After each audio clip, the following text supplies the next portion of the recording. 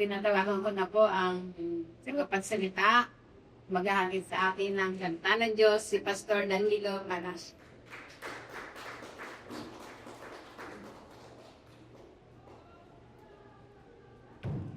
Amen. Purihin mo ang Panginoon, magandang hapon po sa ating lahat. Nandito po alam palagi, pinag sa akin si Ate Nake, dahil talagang nakatulog ang hanap po. Ganun mo. Alsas ko lang yung gano'n eh. Ganun ka lang. Amen.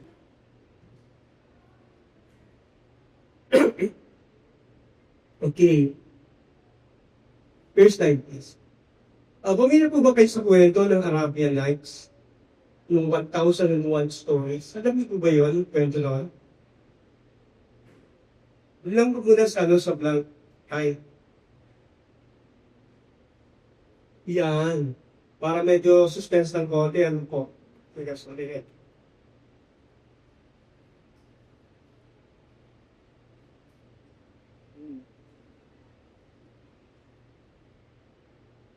Okay, pamilya po kayo sa kwento ng Ibinay.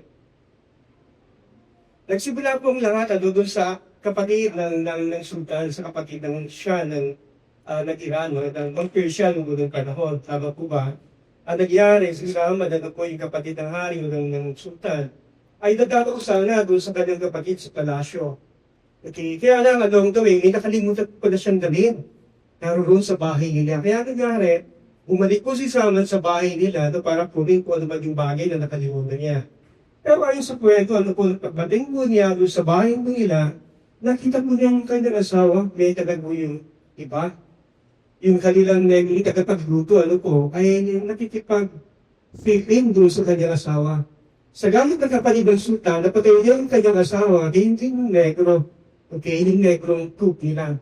Kaya pagkatapos sinitreto niya yung bagay na yun, tsaka nagpatuloy siya mapunta noon sa palasyo kung saan naroon yung kanyang kapatid na siya o sultan. Okay, Shahryar, tinatawag nila noon. Shahryar. Tama ba? Shahryar, It's S-H-A. Siya. Tama, no? Kung sa Iran, yung panahon ng Persian, tawag nila Shahryar. Okay? So, sa madaling sabi, nagpunta siya noon sa palasyo ng sultan, napatay ko na yung kanyang bahay, pati yung kalaboy nito. Okay? Kasama din naman yung sultan eh. Okay? Nakatagpag pa sa kwento kung paano nagsimula yung mga kwento na 1,000 at isang mga kwento kung sa Arabian Nights.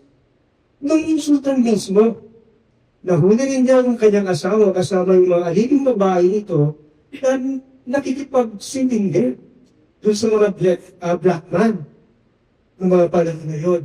Sa galit po ng sultan, pinapatay niya lahat yun kasama yung po naman yung asawa.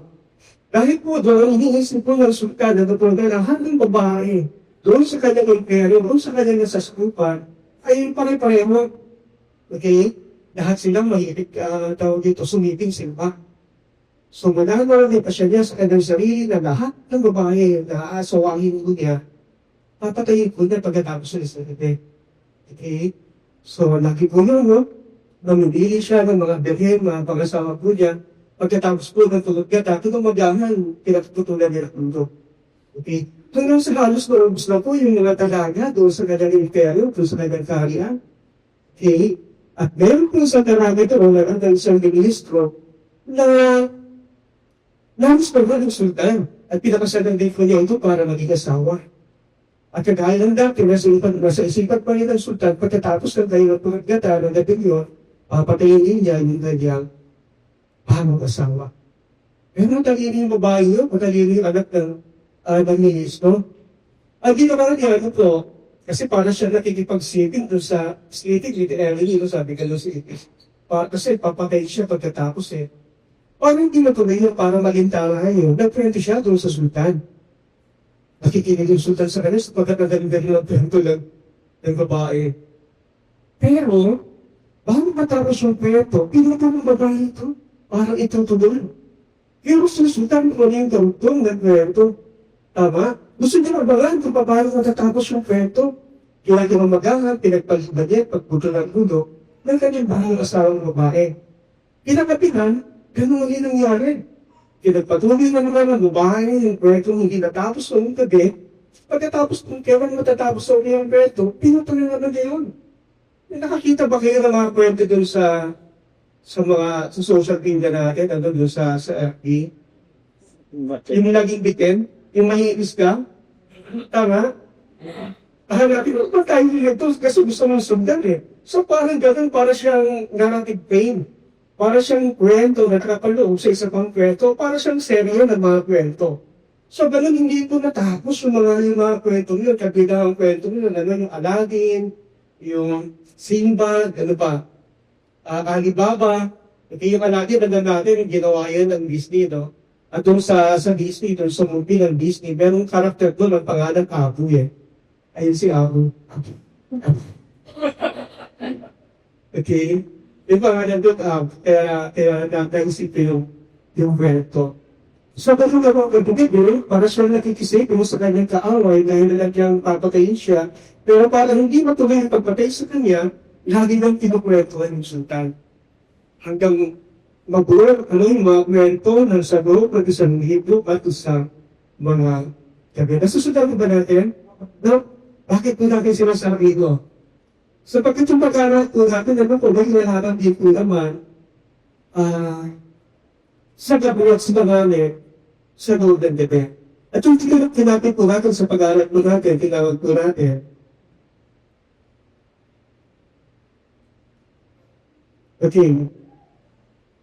Dito na po na pag-aaral natin sa habang ito, tinawag po natin, anak, wing, tangayos, ang gabi, kasama ng mga, ang text po natin nakikita sa Daniel 6, 1-5, 1-21 actually.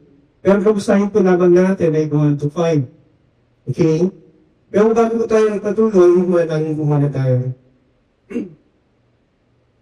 Pagpulo na mga maraming salamat sa iyo sa kung ito pinupulit na namin kayo, takila ka pa naman sa mga bawat isa.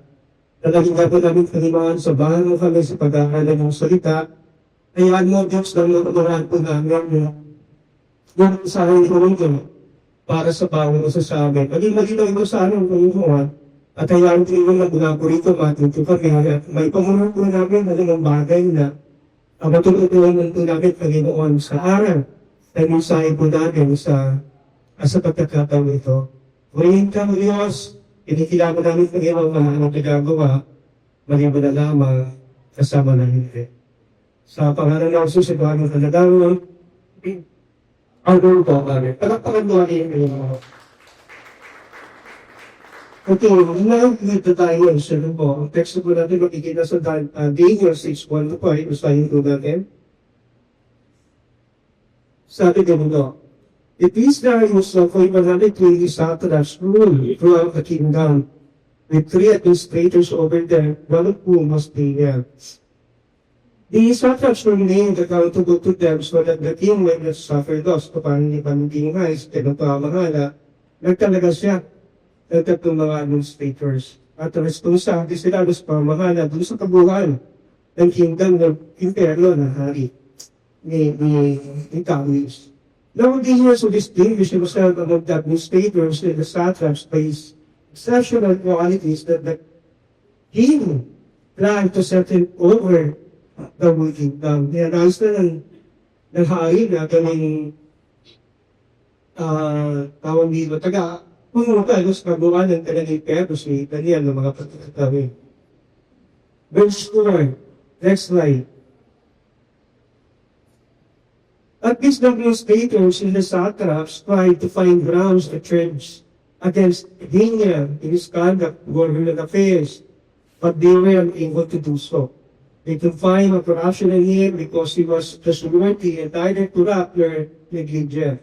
Finally, this man says, we did never find any basis for charges against this man, Daniel, unless it has something to do with the law of his God. Puri ng Panginoon sa pagkakabasa ng kanyang mga salita. So makikita po natin, sa mga tanakan din nasa po natin, nagkapunod po ng hari ng isang daan na po mga satraps, mga governor sa mga mahala, doon sa nasipupan ng kanyang imperyo ni Darius. Okay? At pagkatapos, yung 120 satraps na ito, nasa ilalim ng pangunguna ng tatlong administrators. Okay na mga ministro. At isa sa tatlo, si Daniel. At sinasabi ng Biblia, doon sa tatlo, si Daniel. Ang napaka-distinguished, siya yung kilalang kilala o yung naiiba. Okay? Dahil doon, parang nagdagang selos at yung gito doon ko yung mga kasama ko niya. Kaya nagplano po sila kung paano nila makapali si Daniel. Okay, ito so, niya. Nagkasundo po yung mga administrators, yung mga satraps, yung mga governors, yung po yung mga viceroy, and tawag ito protectors ng imperyo, na kausapin yung hari, no? Sama-sama sila, nagpunta sila sa hari. Ito po magbinasa natin ang patuloy hanggang tuloy, di ba na to? Yung talatang binasa po natin kanina. Nagpunta sila sa hari, sama-sama po sila, kinausap po nila yung hari, at pagkatapos sinabi nila sa hari, wala na hari. Okay? Napagkasunduan po ng mga satraps, ng mga governors, na gumawa po kayo ng batas na sa loob ng isang buwan walang sasambahin sa buong imperyo maliban sa inyo. At sa sino mang sumamba sa ibang Diyos maliban sa inyo, kailangan niyang itapon doon sa kulungan ng mga leon. Nasusunod po ba ninyo? Yes. Kung ano po ni Daniel yung mga bagay na yun, dahil sa siya doon sa mga administrator, no? Alam niya yung galawan, ibigay sabihin, ano? So, alam niya kung ano nangyayari. Pero sa kabila noon, pag binasa po natin, sa halip matapos si Daniel, makikita po natin na nagpatuloy pa rin siya sa kanyang libusyon at pananalangin sa kanyang Diyos. Actually, iniiwan pa niyang bukas yung bintana niya sapagkat nanalangin siya na nakaharap doon sa Jerusalem. Nakita yun ng mga satraps. Okay? So, hindi mo lang nagsumbong sila sa hari. Ibang mananari kung kayo ng batas ng etik na kinakailangan sa loob ng 30 araw, walang namang sasambahin maliban sa inyo. Pero mayroong isa, okay? Doon sa angkad ng mga Israelita, ang hindi sumusunod doon sa batas, doon sa decree, okay, na binigay po ninyo. At patuloy siyang tumadalangin sa Diyos na iba sa inyo. Luwar mo yun, iniisip ka rin kung paano yung tutulungan si Daniel. Kilala na si Daniel, okay? At maganda at maayos ang pagkakilala niya kay Daniel, ano? Bilang tagapamahalan. Isa sa mga tagapamahalan doon sa kanyang imperyo. Okay? Gusto niya uligtas ito, gusto niya tulungan dito, pero papaano? Meron ng batas, siya mismo gumawa. Anong gagawin niya? Hindi niya pwedeng baniin yung kanyang mga salita. Tama mo ba? Yung kanyang batas, yung kanyang decree. Yung kanyang presidential decree. Hindi niya pwedeng baniin yun. So, nung kinagabihan, nagpuntaon na yung mga satraps sa kanya, sinasabi, inuulit, ano to, yung kanilang church against Daniel, at walang magawa. Yung hari, si Darius, si King Darius, yung pagkakataon yun, kundi itapon si Daniel yung gabi yun sa pulunan ng mga iyon. Amen po? Amen. Alam po yun ng bata ako, ano po, kagaya rin po ng mga ibang bata, may akong gumawa ng tiraton ng screenshot na po. Pagkatapos sa ginagawa po namin, kumukuha kami ng mga lata, kung kaya mga bote, nilalagay po namin sa mga elevated platforms, saka po namin radurel. Okay, nasusunod po ba natin? Hello?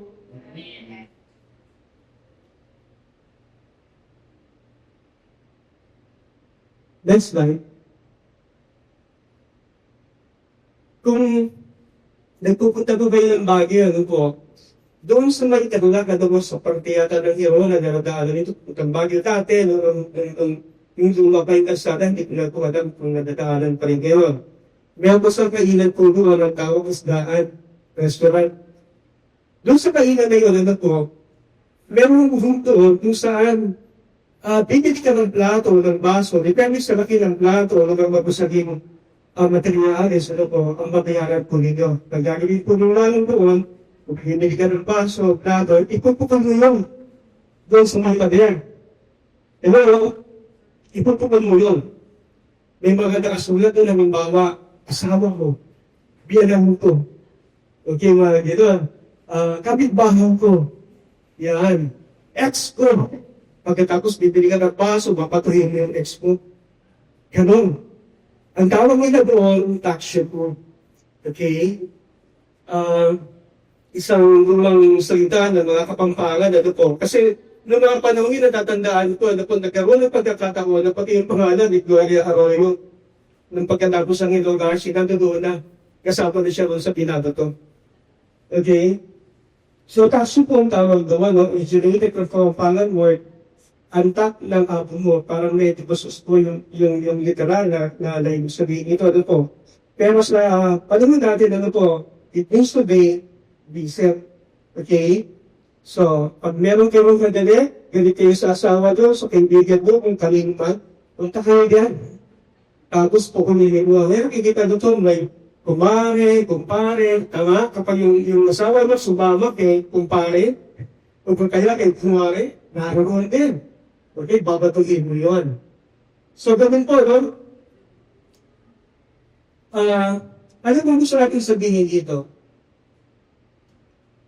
Okay, isa po mong attitude, ano po, para sa marami sa atin, ano po, na kumukuha tayo, nagpupromote tayo ng tao, nilalagay natin sa mataas na pwesto para batuhin pagkatapos. Okay, para maging scapegoat po natin, para ibaling sa kanya yung sisi. Ano mang kabiguan na mangyayari, tawag dito, sa anong bagay o samahan po na kinabibilangan po ninyo. Naglalagay kayo ng tao para pangunahan kayo, pero, okay, ang intention po natin, para pupunin yung tao yun pag naroon na siya sa repeated chapter na yun. Okay, para maging scapegoat po natin, ang mga pagkakamali, meron tayong masisisi. Okay? And this is exactly the same thing na nangyari kay Daniel. Tama? This is exactly the same thing that Daniel's experienced before from the administrators and protectors in Babylon. Hindi naranasan ni Daniel sa mga administrator at sa mga protektor ng Babylonia. Ano po? E yun man, however, as we have read, kagaya na nabasa po natin, wala silang nakita na official activity doon sa servisyo na ginagawa ni Daniel, doon sa may-ari. For the Bible itself testified of his outstanding character and described it as following.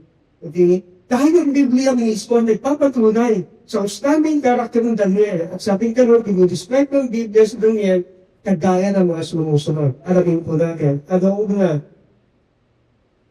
Okay, one, a man so distinguished. Makikita po natin yun sa verse 3.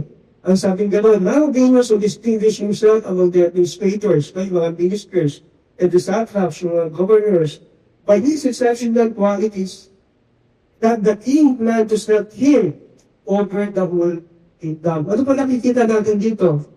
Here we can see how Daniel was regarded above others because of his distinguished qualities. Makikita po natin dito kung paano pinili ng hari si Daniel dahil sa mga distinguished qualities na meron siya na hindi taglay ng iba. It's different and like how we phrase it, ano po, angat sa iba. Narinig ba yung ganun sa iba? Angat sa iba. Makikita natin mo sa Daniel 1:18 to 20. Para siyang para siyang papola. Angat sa iba, pantas. Pantas. Sabi gano'n ng conversion dati. Para din siya na botelya, tama ba? Yung mga taga-nabautas. Angat! Tas nilot. Lugay kasi, namin ang tawag doon? Foundation ba? Yung nakaraan? Nabawas din. Tama? Angat! Tatawtas! Angat! So, para sa mga nabotelya, po, makikita po namin na Daniel is different from those we know in the government today. No? Kahit pa siya sa mga kilala natin, na mga namamahala sa gobyerno, sa kasaluniyang panahon. Those additional politicians, hindi natawag po nating trouble, na nakikita po natin na pare-pareho lang naman, that is young right and practice the same politics. Isa tama yung kanilang politika. Okay? And over to the faithful, nothing new on their feet. At wala silang in-order na iba kung bago doon sa tao, kundi mga promises lamang, kundi mga pangako lamang, kagaya ng mga unang panahon na nanalo sila, pero hindi naman nangyayari at hindi naman nila ginagawa. Ngayon, doon po sa binasa natin kanina, makikita po natin yung pagkakaiba ni Daniel, ni Daniel. Sabi, David is a kind of individual that will always emerge wherever he plays him. Lagi siyang noticeable. Madali mo siyang mapansin, dahil kakaiba nga siya. He is often hated not because of negligence, but because of his commitment. Tama? Di ba? Nung panahon na ba na mapagamit tayo, kapag nag-leaker, yung leader mo natin, tama? Pero, si Daniel, nagagalit sila kay Daniel, hindi dahil nag-leaker si Daniel, kundi dahil si Daniel ay isang leader doon sa lahat ng bagay na kanyang ginagawa. Ano ba? Nakaranas ba kayo ng mga ganung experience na kung kailan ginagawa na namin yung tama, pero laging masama yung tawag dito. Ano pagtingin sa iyo ng iba?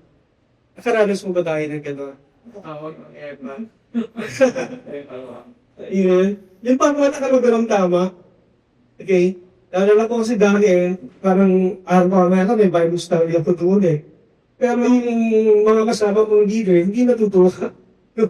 kahit na ginagawa ko yung gano'n, hindi sila natutuwa. Gano'n. Yung karanasan ni Daniel, yung mga pagkakataon na iyon. Ano gusto natin? Ano ang punto? Okay. From these examples, makikita po natin, from the example, you see how a distinguished or remarkable character, not requirement, is necessary for the leadership. Pagamat hindi naman nire-report yung bagay na yun, hindi naman kinakailangan talaga na napakausay nga para pamuna. Tama? Okay? Kahit hindi siya requirement, makikita po natin na necessary pa rin siya, kinakailangan pa rin siya para sa isang taga-pamuna. Okay? Kaya tayo, tawag dito, talagang English, sabi mabuti, pili natin mabuti kung sino kung sino yung boboto natin, para hindi naman. Okay? Kahit sa simbahan, maingat tayo sa pagpili ng mga tao na mamumuna sa atin. Okay? So, from this example, we see how a distinguished or remarkable character, though requirement, is necessary for leadership. Bakit daw? For it affects the citizen for good governance and shapes the well-being of the people under their care. Kahit na naka-apekto po dahil doon sa mga tao, pinapangunahan po natin. Okay? At tayo naman, ang umuluman ng kanilang well-being, ano po dahil nakatingin po sila sa atin. Amin po ba? Nalaman ko ninyo kung nagkaroon ng impeachment, bilang impeachment, bago pa yung usapin kay Sarah Duterte, bago pa yung kay Noona, alinaw na, kay Joseph Estrada. Tama ba? Ang gagaling ng mga depensa ito, counsel ni Erat, lahat yata ng mahusay na abogado, nasa kanya eh. Nanunuan yung Chief Justice, si Nabasa. Anong pangalan doon? Gusto? Hindi. Natatandaan ko yun? Ang galing niya. Opening pa naman, opening events pa naman, wala siyang binanggit patungkol sa bakas. Ang ginawa niya, nagkwento siya. Isang anekdote, nagkwento siya, nagkinalaman doon sa buhay ni Era, paano siyang tumaan sa hirap hanggang mag-rating siya sa pwesto. Pagkatapos ngayon, yung tao na ingit sa kanila. Parang kami ng tema na pagkatapos gusto siya tagaling doon sa may pwesto. Ang galing niya ni Nabasa. Pagkatapos, ang parang pinaka-cheap nila doon, trial lawyer, si Lito Mendoza. Tama ba? Kasama rin yung mga Putin brothers. So magagaling talaga yung mga abogado po niya. Pero gusto ko naman doon sa council ng Kongreso, doon po, yung prosecution team. Okay? Si Belmonte yata nagiliton, pero ang paborito ko si Joker Arroyo. At tumayo si Joker Arroyo, pag pinagpaliwanag niya yung tawag dito, yung mga ebidensya na pinapakita doon sa look at the book. Kasi yung pirma meron kasi silang gustong pabuksan na bangko. Ang pangalan ng si Binarte, hindi pangalan ni Erang, hindi pangalan ni Joseph Estrada. Pero sabi niya, tingnan niyo yung pirma. Tingnan niyo yung daan ng kamay. Tingnan niyo yung pagpuhit, yung pag-ikot ng nag-gadget. Look at the book. Ang galing, hindi natitingin na gano'n sa mga kalaban, Ang gagaling nila. Anong papansin niyo ron? Nung patang ngayon, sabi nila gano'n, marami mga estudyante na nangabasan. Yung kanilang pamanay, pagkatapos na-inspire sila. Okay? Para at least tumuha man naman ng political science. Hello? Ibig ko sabihin, inspire sila dahil dun sa mga taong yun. At alam natin, pagkatapos ng impeachment na yun, nangyari kay Joker Arroyo. Kasi siya congressman. Pagkatapos ng sumunod na eleksyon, naging senator na si John Arroyo. Nasusunod pa ba natin? So, nakakatawag dito, nakaka-influence talaga doon sa iba. Okay? Pero paano na yung nangyari ngayon sa Senado? Nakikita mo ba kung paano sila mag-debate doon ngayon? Ha? Hindi mo alam kung nagpapabobogo na talagang buhok talaga eh. Tama? Bilang portrait lang. Ang daming paliwanag at portrait lang. Hindi na sentos, hindi matukoy na madalian pagkatapos dapat gawin. Okay? So nakikita po natin kung paano nagiging kung paano natin kumain sa ikaw, so mahina sa sakupan, yung mga tao nunungulo sa atin, no? So, TV sabi ka, no? At totoo po ito, no? Ng politics, tsaka sa religion. Tama ba? Hello? Amen. Totoo po ito, no? Sa politika, pati sa simbahan. Alam po natin ngayon, meron po tayo sa kapatid, ano po, na meron parehong church. Tama? Tama ba? Meron church na gano'n ng implante ba? Basta parang gano'n, manifestation, hindi natin mapanggitin yung pangalan, ano? Pero ang life game niya, ano po, na kaya po nang harapin yung bagay na yun, siya, magiging tinataggi. Bagamat tinuturo na may mga ebidensya na talagang kasama siya. Tama ba? So makikita po natin, ano po, at talaga naman yung simbahan ay apektado sa mga nangyayari. Tama? Kasi kapag nakikita mo, kapag nakarinig ka ng mga diskusyon, ano, kahit sa mga kanto, sa mga barberia, kapag dumating na sa politika, no? Kapag binanggit ka na pag-usapan si Joel Villanueva, hindi lamang siya ang damay bilang politiko. Damay din tayo. Dahil bilang leader din ng simbahan, ano po, kasama yung kami nasasakupan na dadamay doon sa gulo, doon sa issue. Nasusunod po ba natin? Amen. Pero po yung ito ang pangalaman dahil hindi po gano'n si Daniel. Makikita po natin sa binasa natin na angat siya sa iba. It's so distinguished, ano, pero siyang distinguished quality na matapo yung iba. Pangalawa ka?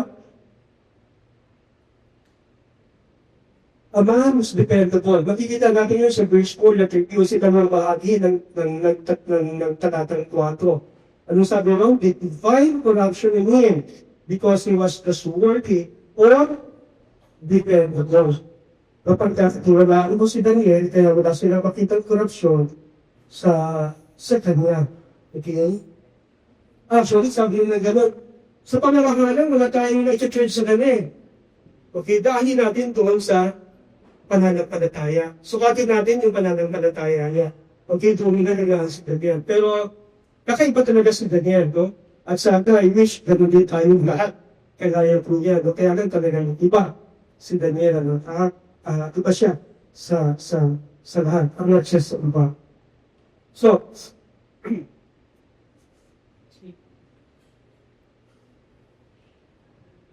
we have administrators and satraps were said to be unable to find any corruption in him. In the first, that is because Daniel was defendable. Napagkakatiwalaan si Daniel kaya wala sila magkita ng korupsyon. He never betrayed the public trust. Hindi na pinagkanulo yung liwata ng bayan sa kanya. He never indulged himself to the end in a trend or trick of the system. At hindi rin siya na nagpadala doon sa trend o sa pandaraya ng sistema sa gobyerno sa pamahalaan. At makikita po natin yun, ano po, compare po natin sa Daniel 1, verse 5, at doon sa verse 8. Okay? Sometime yung 1890, no? Isang maulang gabi, doon sa Philadelphia, ha? Okay. Isang maulang gabi doon sa Philadelphia, mga 1890 po nangyari yung bagay nito. Actually, urban legend po ito, no? Hindi natin natag talaga kung totoo nangyari o hindi. Okay? Pagkatapos, sa isang maliit na hotel, merong pumasok na dalawang matanda. Mag-asawa, isang lalaki, isang babae. Nagkahanap sila ng kwarto, pasang-pasang yung mag-asawa. Pero ang sabi ng clerk doon yung sa may, tawag dyan, yung desk, sa front desk. Ang sabi ng clerk sa front desk, wala na pong bakante, wala na pong lahat, at kung meron man, naka-reserve na po yun, meron na pong nag-reserve pa. Okay? Pero, nalungkot po yung mag-asawa, pero nalungkot po na yung tagapamahala, yung manager ng maliit na hotel na yun. At pagkatapos, yung ngayon, dalawang matandang mag-asawa, pagkatapos, tsaka siya humiti. Ang sabi niya gano'n, hindi ko po alam kung gugustuhin ko ninyo, pero pwede kayong matulog muna doon sa silid ko. Kung saan ang natulog yung manager ng maliit na hotel na yun, doon niya pinatulog yung mag-asawa. Okay? So, nangyari kinabukasan, tuwa yung mag-asawa, at pagkatapos nung nagbabayad sila doon sa kanilang sa bill, na pero sila makibigyan ng hotel po sila, lalabas na po sila ng hotel. Sabi nila nagdamag sa may sa manager, alam mo may bihira. Yung mga manager na kagaya mo na pala kaibigan. At pagkatapos concerned doon sa pangailangan ng iba. Okay? Hayaan mo. Magpapatawa ako ng isang malaking hotel at ito ang gagawin itong tagapabahala nito. Natawag yung manager. Okay? Pagkatapos nung maglipas ang ilang mga couple of years, no? Sabi nga doon, nakatanggap ng telegrama yung manager ng hotel. At pagkatapos nung sa telegrama, pinapapunta siya sa New York City. Okay? At pagkatapos nung nagpunta siya sa New York, sabi ka naman, magdagad mo lang. No? At pagkatapos nung nagpunta siya doon sa New York, sinunod mo siya ng mga asawa. Okay? At pagkatapos nagkwentuhan sila, dahil meron talagang hotel ang handa yung mga asawa para doon sa manager ng maliit na hotel doon sa Philadelphia. Kinala nila ba yan? Okay. Pagkatapos ng pag-usap mo nila, pumunta sila doon sa Manhattan na po, tinala na mag-asawa, yung lalaki o yung manager na po,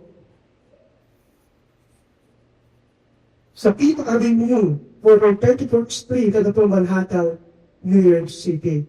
At pagkatapos noon, sa harap ng napakalaking gusali, tinuro ng mag-asawa yung gusali na yun, sabi na gano'n, tulong sa manager, yan ang pamamahalaan mo.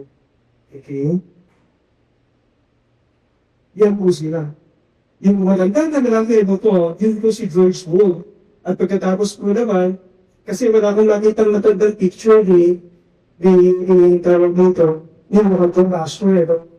Si Walter Astor actually nasa right side. Pagkatapos si George Wood yung nasa left side. Kaya lang, ginamit ko, walang batang picture si George Wood. Pagkatapos si Walter Astor, wala rin matandang imahe.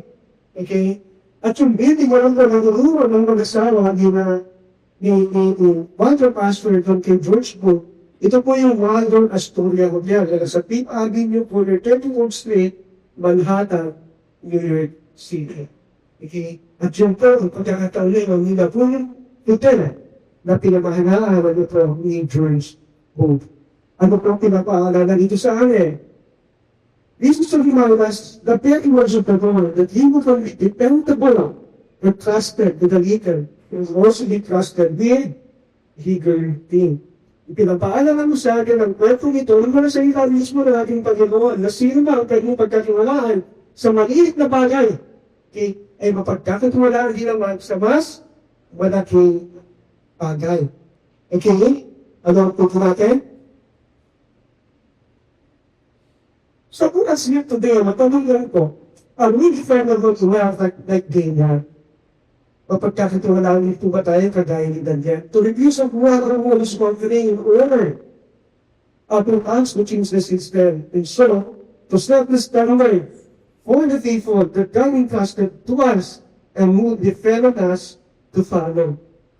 Meron ba sa atin na kagaya ni Daniel sa pagkakataon nito ng pagkakatiwalaan na kayang tanggihan ano po ang inuuper ng mundo dito para baguhin yung sistema, okay, at mag-set ng standard na pamantayan, maglagay ng pamantayan doon sa mga tao na hindi nagkatiwala sa atin, okay, at nakadepende sa atin at sumusunod sa atin.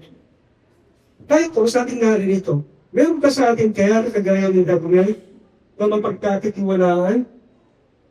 Kagaya ng sinasabi ko natin, na pwedeng tanggihan ang paglalok ng mundo para sa mga tao ito nagkatiwala sa atin at nakadepende sa atin. Hindi po ba sabi namin, yung black sumusunod yun sa poses ng ng pastor. Tama? Pag tinawag nilang pastor, yung black yan, magtatakbuhan yun sa kanya. Pero alam ko ba ninyo, may hierarchy din yung black na yun. Meron sila tinatawag na bellwether. Bellwether. Nani yung sipon ko. Meron sila tinatawag na bellwether ship. Tinatawag nila doon. Ito yung may ulihin. Kasi pagkatapos na tawagan ng pastor, magkanakat na yung pastor, balito naman siguro, kumakan kayo yung pastor, Pero kung hindi, ang pinapakinggan ng ibang mga tupa, yung ulihin. Doon sa leader nila, doon sa leadership nila. Tama? Ang tawag doon, bellwether. Okay? Sinusundan nila yun. At kahit sa napunta, yung pagwala yung pastor, halimbawa, kahit sa napunta yung bellwether ship na yun, sumusunod yung ibang mga iba. Kaya kapag nahubog yung sa bangin, gulog sila lahat. Kasi susunod ko ba nito? Kaya kung narapan pag sa simbahan, makikita natin, parang masyado tayong mitikuloso kung hindi doon sa tatay yung leader mo sa atin. Dahil maintindihan natin yung mga bagay na yun. Okay?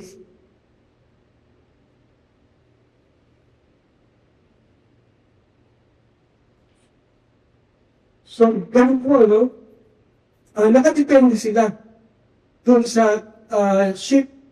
Bellwether naman kapag wala yung pastor na namumula sa kanila. Kasi napanood ko nung kailan, bago magpasko o nung Pasko, yung kay Bach, yung The Call of the Wild, yung spread daw sila, waterproof sila.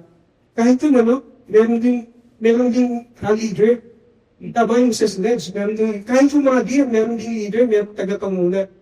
Yung mga taga-pinagpeso sa may harapan. So, yun yung karanasan ng Daniel, at walang makitang may tungkula yung mga administrator, mga pagkatawin laban sa kanya. Kahit si Daniel, sabi nila rin ng tutok ko dati, ay defendable. Pangalawa, pero sana ganun din po tayo. Okay? Okay ba yan? Amen. Nagpapakinggan ko natin sa Daniel Panginoon.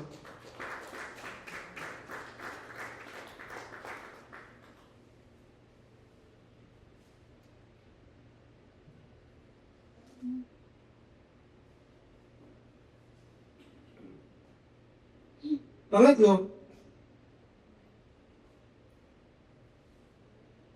ang bahag of education. Makikita natin sa question ng gabi. Okay? Anong sabi ng gano'n? Kung slider ko na, negligent. Kung hindi siya kurakot, at hindi ko siya pabaga.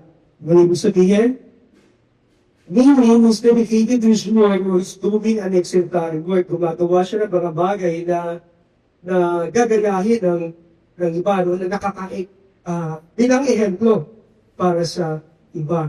In addition, from being dependable, being through his dedication, sets a very good example for the people.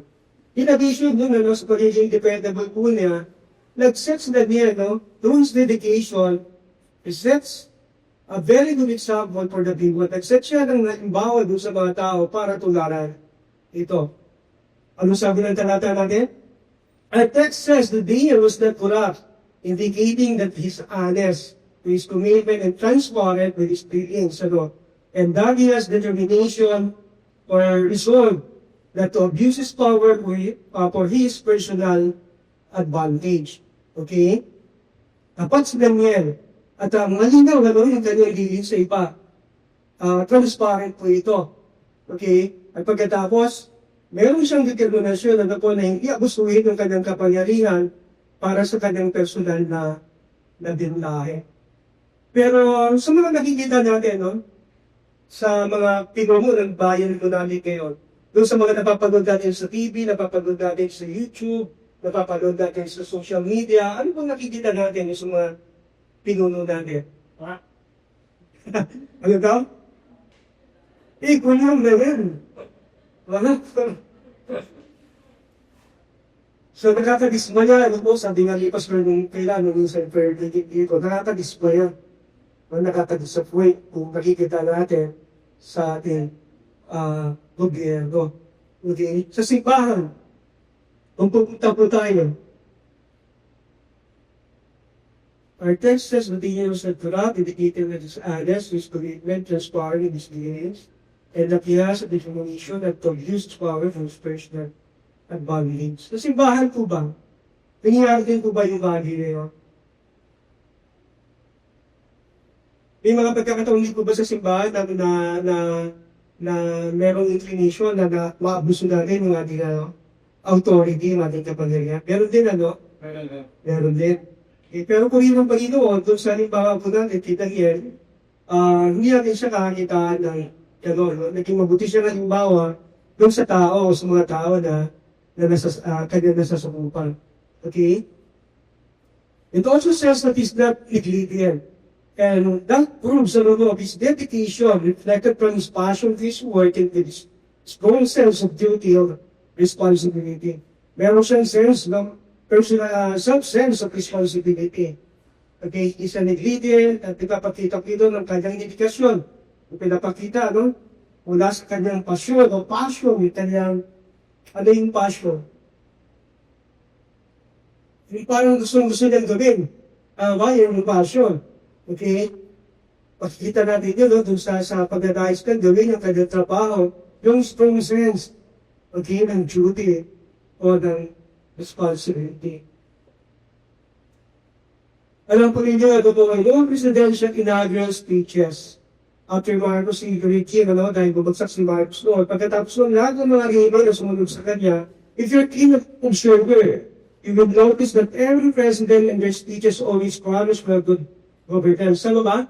Dahil nagpakita ng pangit ang gobyerno si Marcos noon, yung mga sumunod ang gobyerno pagkatapos niya, lagi itong nangangako ng good governance doon sa mga tao. Ano ba? Amen. Say amen. Amen. That they will enact the government without accountability, and that they will serve the country and the interest of the people with transparency and impartiality. Okay? Sabi ka ba, tatapusin na nila yung gobyerno na walang pananagutan. Yung kahit anong gabi nila, paming siniling katagalang harit na walang pwedeng makialam, kagaya ng mga nakaraang administrasyon, mga gobyerno na walang pananagutan, gusto nilang tapusin yung bayan ngayon. At gusto nilang pagliguran ng ating bayan at yung interes ng mga tao ng malinaw, transparency. Sora, Tagalog. Yes. Patas. Patas. Parang wala yung eksaktong Tagalog, Okay.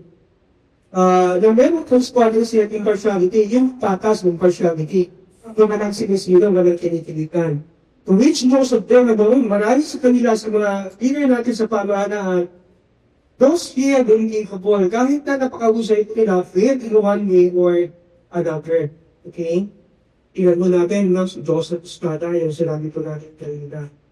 Sabi ka doon sa unang presidente, who had been impeached, sa unang presidente na na-impeach na po sa kanyang opisina, na nagsalita sa kanyang inaugural speech. Ang sabi niya gano'n, walang kaibigan dito.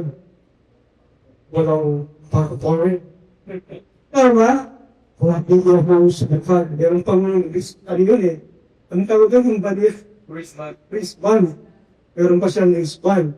Okay? Pagkatapos, may matching na doon, yung slogan, yung catchphrase po na, anong sabi doon? Era para sa mahirap. Ano may kaya? Ano, pag-hirap. Sa kabila ng natin, walang kaibigan, walang kumpare, wag mo nang subukan. Nakita po natin ito sa kanyang pangunula, sa kanyang pamahala, that he created his own communities. Yung parang kay Marcos, nagkaroon siya na sa mga dami corporation, tama ba? At napakarami ng ibang pinagbibilin sa ibang pangalan, gamit ang ibang korporasyon. Lumabas kasi yun, nung nandito na sabay impeachment, siguro bata tayo basahan dito. Hindi ba nilaban yun? Tama ba? Meron sa bangko doon, ang pangalan ng bangko? Yeah. Jose Bilarde. Natatandaan mo ba inyo, si Bilarde, yung kanya, si May Bilarde, ang tawag dito? Spiritual advisor. Ginamit niya yung apelido doon para hindi mapansin na hindi papunta. Pero pwede pagdating doon sa impeachment trial sa Kongreso. Okay? At pagkatapos, bumili siya ng mansion, doon sa may Quezon City, yung Paraking Mansion. Tama ba? Magkano presyo doon? 87 million. Noong pa naman, nung pagkakabili, no? That time of acquisition. Pero kapag inano natin yun ngayon, anong tawag, inapresurin natin yun ngayon, palagay ninyo, threefold ang halaga. Okay, doon, kaysa doon sa pagkakabili niya, kung pwedeng quadruple pa. Nasusundan ko ba natin? Dahil sa inflation at deflation ng pera, no? Mataas na yung tawag dito, yung halaga ng property na yun. Ano ba yung natin nang lumabas? Kasi nagkaroon ng paper trail eh. Nalaman kung sino nagmamayari, sino nagmamayari ko. Si Lani Enriquez, yung artista, na nung panahon na yun, anong tawag ito? Parang lagerto niya. Tama ba? Yung bahay niya doon sa Bakwa. Tama? Ang pagkakabili yata doon, magkano ba yun? Parang 14 million. Nung panahon yun, Pero siguro ngayon, mga 200 million na ang nagaganoon. Okay? Napakarami, napakaraming mga properties, napakaraming mga lupa, napakaraming mga corporation, nasa ibang pangalan. At alam po natin, pag binalikan po natin yung kasaysayan, parang 25% lamang yata yung sinuli niya doon sa nakuha po niya. At ang masakit pa doon, after, tawag dito, may panalo ng gobyerno yung kaso, dapat mapanagot na si ERAP, pinawalang sana naman ni Gloria Arroyo, tama ba? Pero, susunod po ba natin? So, makikita po natin na hindi sila tapat doon sa kanilang mga pangako. Si Rodrigo Duterte, mapudunari yung Rodrigo Duterte, the first ever Filipino president of jurors in the trial against humanity to ICC, said in his speech, "We have become our own worst enemies, and we must have the courage and the way to change ourselves, to be responsible to the back of the country." Ang ganda, Ano sa Tagalog? Sabi niya, tayo gusto maging pinakamasama natin kaaway, kaya kailangan natin ng lakas ng loob at determinasyon para baguhin ang ating mga sarili, para maging responsable para sa bayan. Ang galing. Ang dami nga nawala. Nung teknolosya, ang gagawin ko sa China, ang gagawin ko sa mga isla na sila nila. Mag-jet ski po. Pagkatapos, pagdating ko sa Scarborough, magtutusok ko ng bandila ng Pilipinas. Pero ang nangyari, bandila ng China, tusok na sa bansa natin. Nasusunod ba natin? No. Yet the China took our territorial waters, territorial seas and islands. Okay? May pagkakataon pa nga sa kanyang, ito mismo naka-television ito nandito mismo kaharap yung ambassador ba ng China o si Jinping mismo. Sabi niya gano'n, parang inalo pa dyan, minimum kaya niya, ini-insinuate pa niya, nagamit tayong probinsya. Tama ba? Pero ang sabi niya gano'n, kailangan natin baguhin ang ating sarili, magkaroon tayo ng courage para maging responsable tayo sa pagmamahal natin sa bayan. Pero hindi nangyari yung bagay niya. Ano yung common doon sa dalawa? Kay ERAP, pati kay Duterte, yung common. Pareho silang? Yung Tignan lang, wala tayong mga gano'n. mga ako, yung bawal nila. Sinabi pa doon, spiritual, tawag dito, son, ng kwento. Parang maros na pareho. Ano na sila?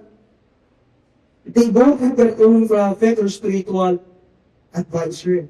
Ama, they used to make them appear good para magmukha silang mabuti mga tao. Si ERAP, ang kanyang spiritual advisor, siya may Duterte. Hindi si Duterte naman, sige yung spiritual advisor niya.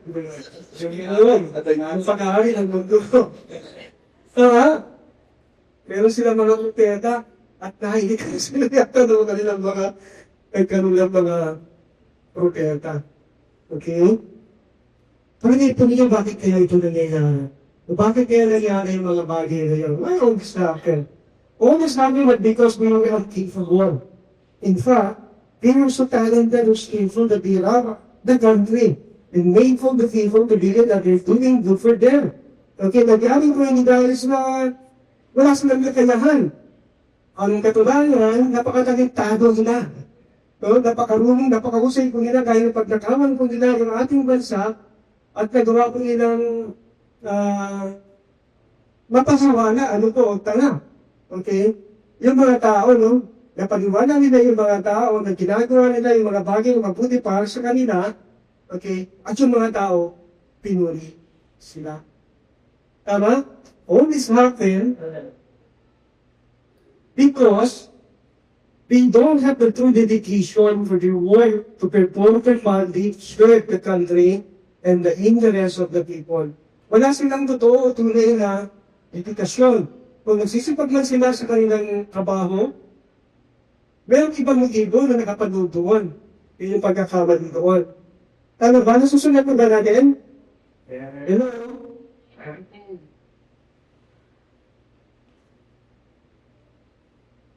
Salamat. Hindi interest ng mga tao, alam po, yung kanilang pinaglilingkuran, sa totoo, ang pinaglilingkuran nila sino? Yung kanilang mga sarili. Hindi ito mga motivasyon na sa lahat ng mga ginagawa. Nalala ko pa siya noon, yung mag-iinis ng nangyari ng Pasig River. Katandaan mo ba yun? Ano sa mga na? May kasama sila na ito reporter Parang bulan yung sila yun, yung ginawa niya. Nagtama muna ng gusto talaga sa ilo ko kasi tsaka nila mga para ilang makuda ng reporter. Publicity na, pakilang tao na. Hindi talaga totoo mo yung dedikasyon nila sa kanilang trabaho. Okay? Kung nagsisukap man sila dahil doon sa kanilang sariling kapakinabangan. Tama?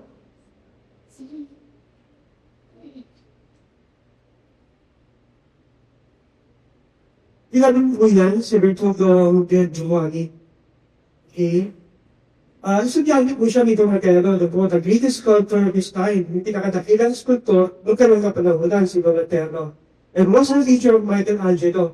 Estudyante siya ni Donatello, na dakilang sculptor nung kanyang kapanahunan.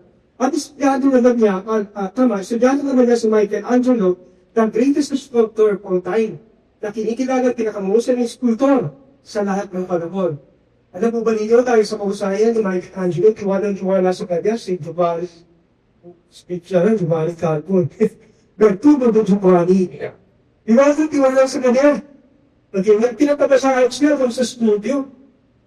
Pinapabayaan siya siya para gulong ang kanyang mata.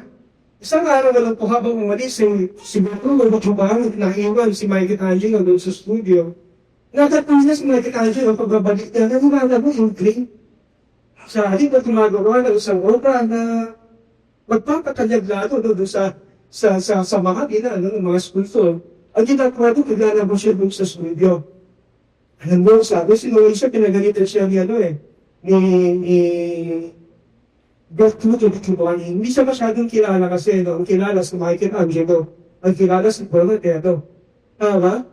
Pero medyo matulayo sa kanya. Teacher niya si Donatello, estudyante naman niya si Michelangelo. Ang sabi niya ganito. Sabi mo, Michelangelo! Talent is cheap. Dedication is costly. Tama? Sabi nga ganun, umahasa ka sa talento mo kasi. Sabi nga yung talento mo, walang nalagay yun. Ang mahalaga, ang importante, sa trabaho, yung dedikasyon. Tama? At yung pinakita ni Daniel sa pag-aaral po natin sa habang ito, na sana makita rin ko naman po sa bawat isa sa atin. Ako siguro, abiling ko, talaga, paano ko. Okay. At sabi ko nga gano'n, baka malayo ako. Okay? So, makikita po natin na doon kasi kahit naman napaka-usay mo Tama? Pero kung wala kang dedikas na doon nag-aaral sa trabaho, may mga subang output, wala rin pangyayari. Pero kahit hindi ka masyadong mausay, meron ka rin dedikasyon sa ginagawa mo. Ano ba nangyayari? may auto, may sultan, may buhay yung ginagawa mo. Tama ba? Kaya hindi napaka-importante ng gagawin sa gawain, hindi naman sa gobyerno. Pareho po yun sa simbahan na kung saan pinag-imbara natin ang pagluwag. So, kung ano, our point is that anyone can be so talented and capable. But kahit sino pwede maging talentado. Okay, maging capable. Okay, yan will still be failed without will or to communication. Kaya ba, kahit talentado ka, kung wala ka mga tulay o mga dedikasyon, mabibigyan ko pa rin. Tama? For long in the government, even the present purpose of GMO administration, okay, as well as in the Church of God, to serve well by mere talent without dedication. Amen? Amen. So, sana sa taong ito, yung mga bagay na hindi natin nagagawa dahil, nagawa natin po natin sa pulong ito, na pag-inipod natin sa ating Panginoon. Sabi ko nga nung, ano bang pwede kong gawin? Siguro, subugin ko lang magmali. Subugin ko lang magmali. Lagi ulit eh. So, napano ko namin yung malilit. Kung kasama ko, mag-drive sa akin, lagi malilit.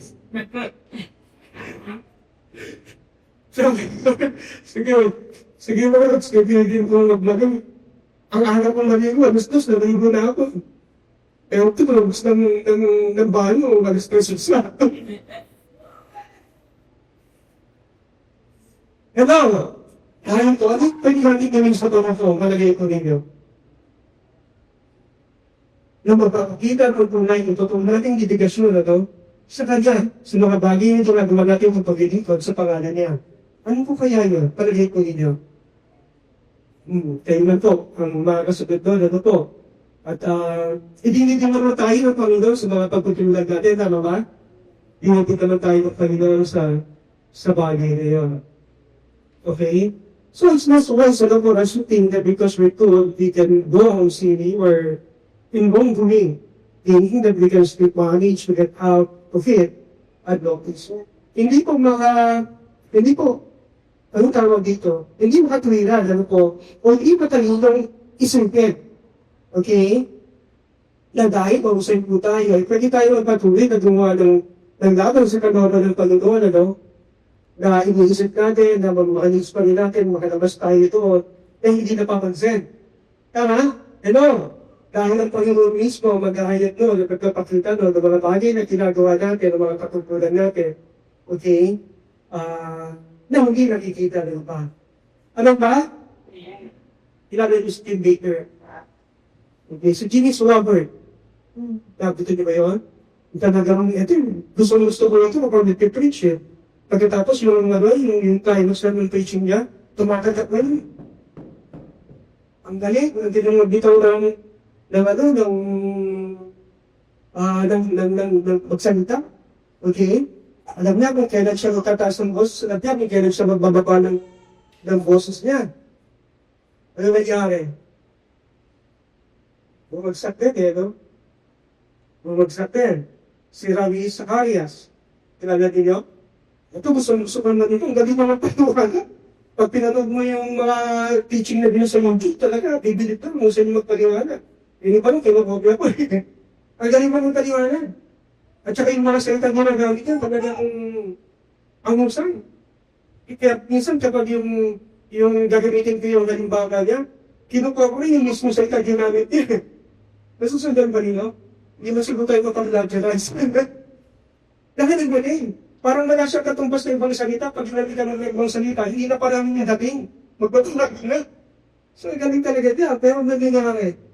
Nung namatay siya, lumabas lahat ng mga ginawa niya. Tama ba? Yung skandalo, naglabasan. Hindi na ito namin sasabihin ano po. Si Perry Hinn. Ang galing nito, di ba? Talaga naman, kapag touch, bumabagsak yung mga tao eh. Hanggang sa buwan, bumabagsak eh. Okay? Pero hindi po natin, tawag dito, bumaba na rin, ano, yung ministry ni Gani. Naging pa rin pareho sa kanila. Jimmy Swagger and Ministry. Bringing in ministry. Yung mga ministry kasi nila nakaparanan sa kanila, hindi sa Panginoon. Tama? Si Joel Austin. Noon, gusto ko din ito eh. Pero habang tumatagal, makikita mo, no, bukod sa hindi pwede siya gumagamit ng mga teksto sa Biblia, palyado, sumasagamat, mismo yung sinasabi niya doon sa turo ng Biblia. Si Brian Houston, kaya na po rin, ito bago lang ko eh. Si Leon, yung senior pastor ng puso. At kinakata na nga rin ang mga kanta nila, tama ba? Kaya walang kabali niya yung senior pastor nila mismo, meron din problema. Kaya doon sa inauguration ni Donald Trump, dapat kasama siya eh. Hindi siya nakasama. Dahil doon sa issue niya doon. Hanggang now, napalitan na siya doon sa hate song. Okay? Sana nga, wag nilang mapatugtog. Okay, so mag-extend natin,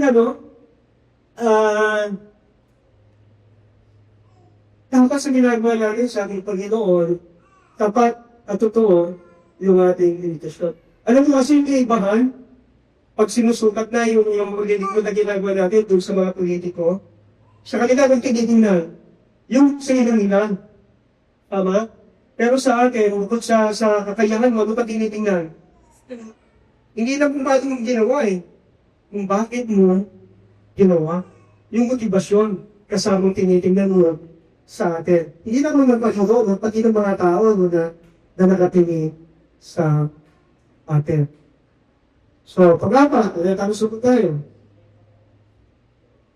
Hindi na lang, may nagtataso ng polish na gano'n. Pag-apat, magmagagawa sa ngayon.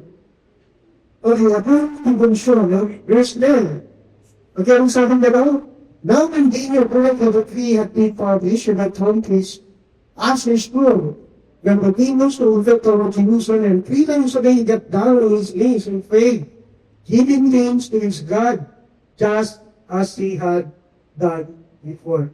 Nung malaman ni Daniel, malaman niya na yung decree, ginabahan na lang nga, publish na, pumunta siya doon sa kanyang bahay, umakyat siya doon sa kanyang silid, binuksan niya yung dingdada, pagkatapos na nalangin siya sa Panginoon, nakaharap sa Jerusalem. Ginawa niya yung 3 beses sa isang araw, kagaya ng usual niyang ginagawa na. So makikita po natin na ito po, Daniel, neither was being the administrators in the decree of the king had signed. But in spite of that, sa halip na matapos si Daniel dahil naman yung ginawa ng mga administrators at yung decree ng hari, okay, in spite of that, but in spite that this ngayon po is writing, Job 14, kahit marami sa pangalan ng kanyang buhay, they still prayed na nalangin pa rin si Daniel. And though he needed to provide it, tinulong ito ng pribado, he did it with pride. Naroon siya sa pribado yung silid niya. Pero hindi siya nagtatago dahil nakabukas yung kanyang bintanahan. At nakikita siya ng mga tao yung nagdadaan habang nananalangin sa kanyang Diyos na nakaharap sa may Jerusalem. Amen ba? Amen? Matutukan po natin yung Panginoon. Amen. Talaga, yung mga leader po naman natin, kilala po naman natin sila, talagang mapal na kanilid. Ayan. Kapag yung manalangin talagang, ang dami talagang pwedeng sabihin. Yan. Ganun din po si Daniel. Okay?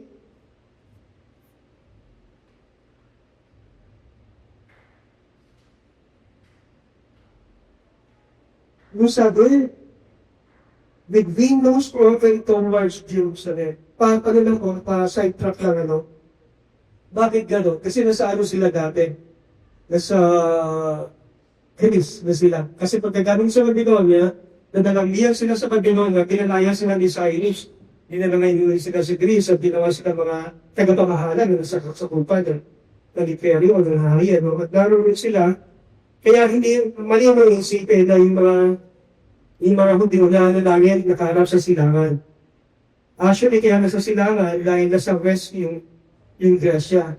Kaya nakaharap sila sa silangan dahil naroon ng Jerusalem. Ama, kapag naman sila sa east, harap naman sila sa west kung nasa Jerusalem. Nasusundan ko ba natin?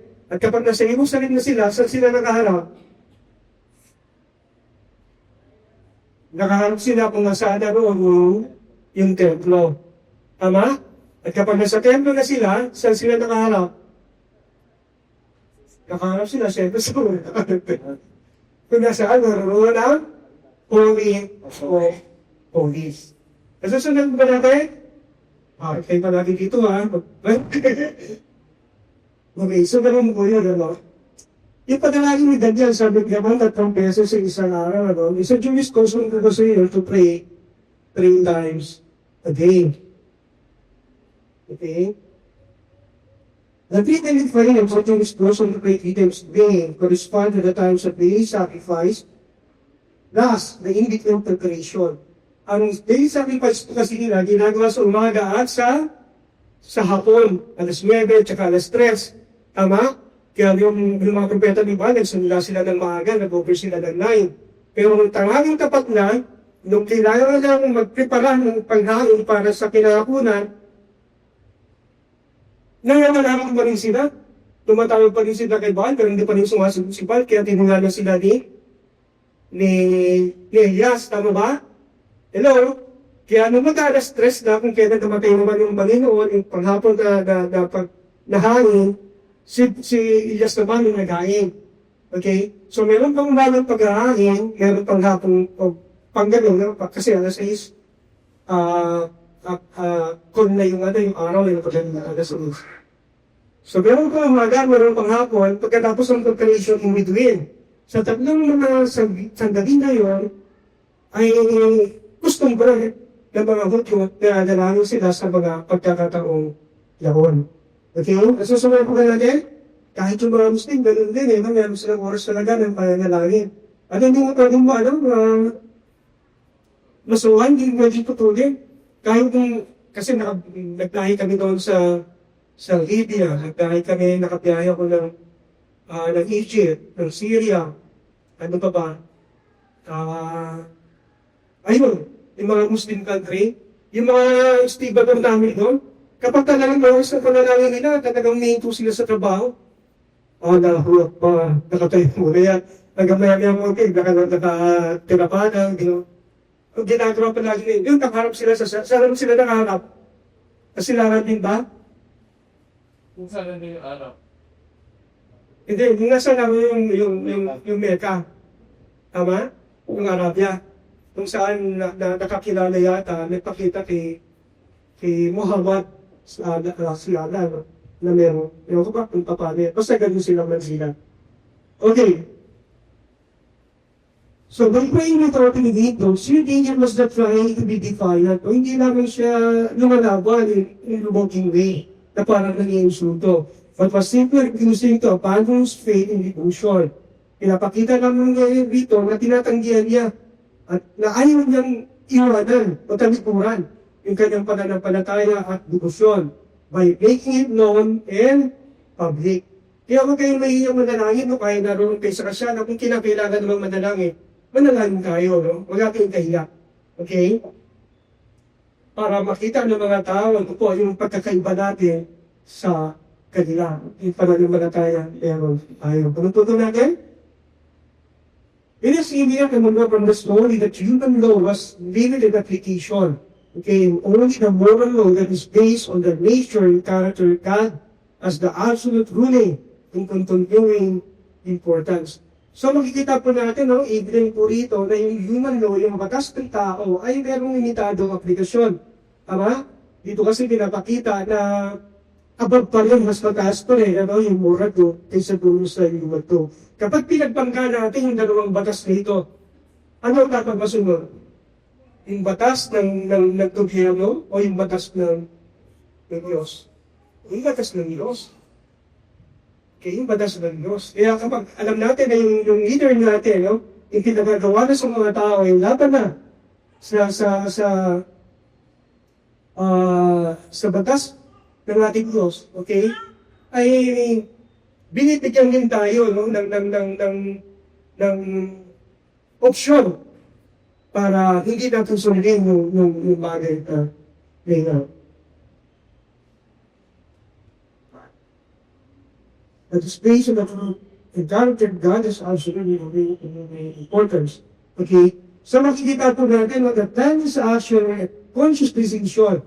Alam niyo yung mga bagay na pinagpasyahan niya to be God rather than man. Okay, ang resolve niya, sundin niya ang Diyos ng higit sa tao. Showing his devotion and complete trust in God's power and protection. Nagpapakita ito ng kanyang debosyon at kompletong pagtitiwala sa kapangyarihan ng Diyos at sa kanyang proteksyon. He's finding him that he will be thrown in a one there, and that he will be spending a night with the Lord. Sa kabut ito, na alam niya na pagkatapos ng bagay na ginawa ninyo, na yung panalangin sa Diyos, kahit ng degree ng hati, alam niya na itatapon siya doon sa kulungan ng mga leon at magpapalipas siya ng gabi kasama ng mga leon. Anong conclusion natin? Through the English character, he finds both the attitude and the attitude that every Christian is called to be the head, not a tail. Lalo na tayo tinawag para magulang, tama ba? No, we are told to be the head and not the tail. Hindi tayo yung buntot. Dapat lagi tayong nasa ulo. Okay? Tunay na ang karakter ng Daniel ay dinidefine. Dinidefine mo sola. Dinidefine. Tunay na ang karakter ni Daniel ay pinapakilala, pinapakita sa kanyang pag-uugali at hindi naman sa kanyang kakayahan. Okay? At yung karakter na yun, dapat yung bawat Kristiyano na tinawag para manguna ay meron should have in order for him to please God, para ma-please niya ang ating Panginoon. For him, like Daniel, to be a man so distinguished and defendable, and a man of dedication and devotion, even in life and death situation. Tingnan natin, parang ako nagluwag. Basahin ko rin mo sabi daw na through the Daniel's character defines both the attitude, in persona, and the aptitude, or ability, that every Christian who is called to be the head, not a tail, should have. In order for him to please God, para ma-please niya yung ating Diyos. For him, like Daniel, to be a man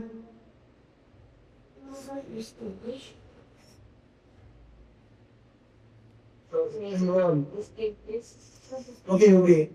For him, like Daniel, to be a man so distinguished and defendable in a man of dedication, dapat kagaya ng Daniel, na isang lalaki na kinikilala at lalaki na napagkakatiwalaan at lalaki na mayroong edukasyon at devotion, even online in that situation. And rather, he must spend a night with the lion. Kahit parang alam niya, okay, na papalipasin nga ng kanyang buong magdamag kasama ng mga liwan. Okay? Yun po yung hihingi sa atin ng Panginoon. Kagaya ni Daniel, na merong devotion, na merong na merong dedikasyon, okay, at pagkakatiwalaan, defendable, at merong distinguished character. Yun ang hinahanap ng Panginoon sa bawat isa sa atin na minahal. Hindi para maging tuntun, kundi para pangunahan ang ating iglesia, ang kipahan. Alam ba? Amen. Palakpakan nga po natin ng Panginoon. Gawin mo po ito mga magkakaroon po sa ating lahat. Galit po sa ating tagapagulan.